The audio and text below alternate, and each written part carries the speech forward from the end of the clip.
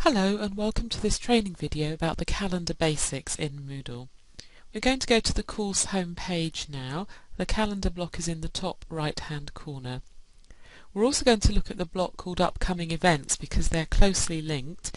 There's nothing in our upcoming events block at the moment because we haven't added anything to our calendar, and let's do that now. There are 4 types of event I can add to the calendar. Global, which means all Moodle users. Course, which is just the users in your course. Group would be if you have grouped students and you want to signal events, and user is just for your eyes only. I go into the calendar by clicking on the month and get the month view, but you can navigate in different ways. Today's marked, and I'm going to add a new event now, so I'm going to click new event. And I'm going to add user event. So this event is just for me, it's personal. Nobody else will see it when they go onto the course. Unfortunately, my personal event is a dentist appointment because I have to have an extraction. So I'll call it dentist and I'll put the details in the description. Underneath this editing box I can set the date. So I'm just going to do that by selecting from the drop-down menus. There are different ways you can show the duration of the event. Because it's a 40-minute appointment, it's easier for me to just tick this box and add 40 minutes here rather than do the date and the time all over again.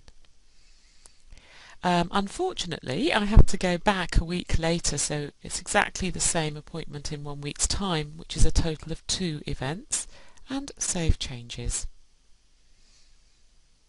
So now there are 2 blue appointments on my calendar. Blue is the code colour for user events, so these are personal, and when I hover my mouse over you can see the title. Let's now add a course event. As you can see, there are 3 types of event. I'm going to click on course event now. I have more events than actually you will be able to add because I have an administration login and you just have teacher login. So some of those types of event you won't be able to add, just user and course. This time I'm going to set a revision test for all the students in my course. So I've written test at the top and the details here. Students really use the calendar to find out what's going on, so I highly recommend putting in the details in the description. And again, I've set my dates and times. It's a 1-hour event. There's no repeat of this test, it's a one-off, and save changes. So now I have a pink event in my calendar. I have a test. I could edit or delete any of the events by just opening them up and using those 2 keys, those 2 icons. If I go back to the course home page and look at the calendar, I can see a pink event and 2 blue events, and we're going to look at how those link into the events block, upcoming events block. I'll just scroll down and it's not empty anymore. There are 3 events that are imminent in the next week or so, and they appear there. And from there I can navigate into the details. But let's go back into the calendar to show you how to change the appearance of that upcoming events block.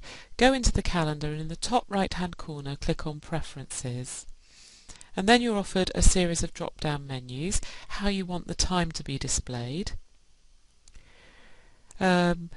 what the first day of the week is for us.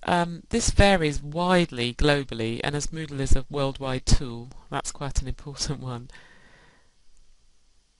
How many events do you want to see in the block? I don't want to have too many for it to be too cluttered. And how far ahead do you want to look? The default is 21 days, 3 weeks. I feel that that would make it too cluttered.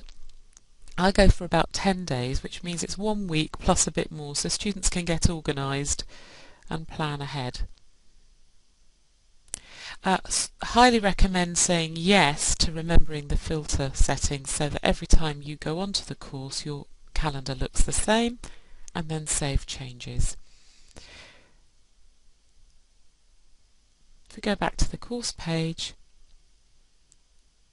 we'll see now that the calendar has events in it and upcoming events also is populated with what's coming in the next 10 days.